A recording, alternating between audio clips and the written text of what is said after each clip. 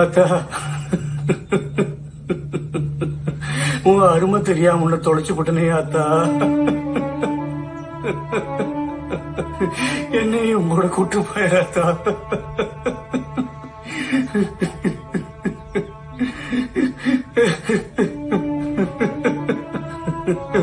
உள்ள உட்கார வச்சு ஒரு வாய் சோறு கூட போட முட்டனே அத்தா.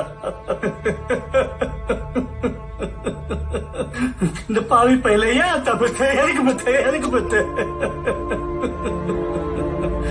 அத்தா. ஐயோ கடவுளே, என் குலசாமியை கொண்டு வந்து குழியில சொல்லிட்டேனே.